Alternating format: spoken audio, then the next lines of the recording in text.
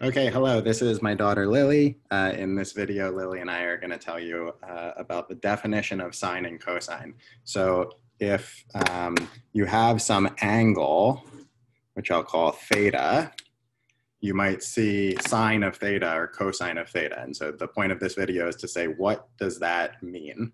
Okay, I'm going to give you the definition of that. So the way to think about it is you start with a circle that is centered at the origin. So this is a unit circle, which means it has radius is 1. And now I can think about drawing a chord from the, or rather I can draw a radius from the center to the outside with this angle. So starting from the x-axis, I can draw sort of the same angle here, this theta. This is theta, the same theta. And I can think about where does this line segment intersect the outside of the circle, okay? So it just intersects it somewhere. And this point is somewhere in the xy plane, and it means it has an x coordinate and a y coordinate, okay? So there's some x coordinate, there's some y coordinate. And this x and y coordinate are they tell you what cosine of theta and sine of theta are. So what I'm doing right now is I'm defining cosine of theta.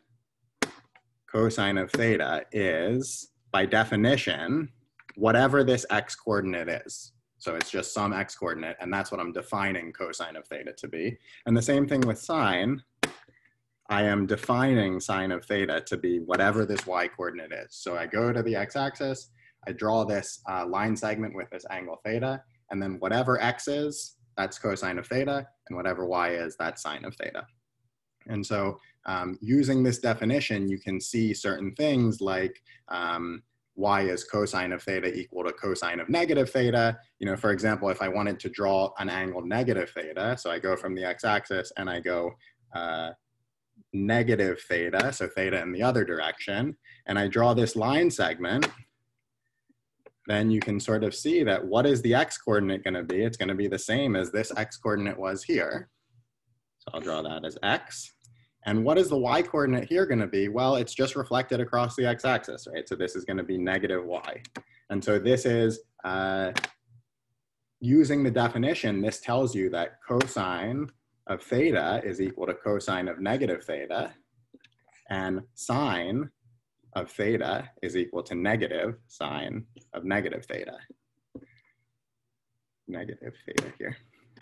So identities like these, instead of memorizing them, if you just know the definition of sine and cosine, then you can just sort of draw the unit circle and you can see that these identities have to be true. So instead of focusing on memorizing these rules about sine and cosine, you should just try to understand the definition and try to think about it from there.